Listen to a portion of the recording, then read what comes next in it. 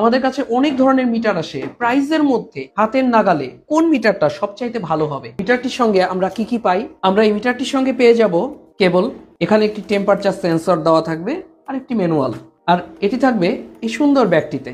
মেজটেকের এই মিটারটি সম্পর্কে তো আপনারা সবাই জানেন, আমাদের প্রত্যেকটি ভিডিওতে কিন্তু এই মিটারটাই ব্যবহার হয়ে এসছে। তো আজকে আমরা এই মিটারের সাথে কম্পেয়ার করে আমাদের এই ইউনিটটি 204 প্লাস এই মিটারটা আমরা একটু রিভিউ করব। মিটারটাকে সিলেক্ট করলাম ডিসি এম্পিয়ার মোডে। এখানে 60 এম্পিয়ার এসি ডিসি দুইটা কিন্তু একই অপশনই আছে, যেখানে 600 এম্পিয়ার ম্যাক্সিমাম আর এখানে 60 এম্পিয়ার দেওয়া আছে, এসি ডিসি দুইটা সাইনই দেওয়া আছে। আর এখানে সিলেক্ট অপশন আছে, সিলেক্ট দিয়ে চাইলে আমি এসি এম্পিয়ার টেস্ট করতে পারবো, চাইলে ডিসি এম্পিয়ার টেস্ট করতে পারবো। এখানে 0.9 উঠে আছে, আপনি চাইলে এটার মাধ্যমে 0 করে দিতে পারেন। তো আমরা এখন কেবলে ধরবো।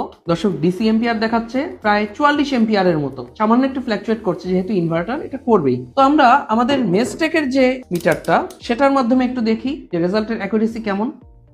43.34, অর্থাৎ দর্শক দুটো মিটারই কিন্তু প্রায় একই রকম রেজাল্ট দেখাচ্ছে। তো আপনারা যারা কম বাজেটের মধ্যে একটা ভালো মিটার চাচ্ছেন, তারা কিন্তু ইউটি 204 প্লাস এই মিটারটা চাইলে নিতে পারেন। এটা আপনার কাজের জন্য বেশ উপকারী হবে এবং বাজেট ফ্রেন্ডলি।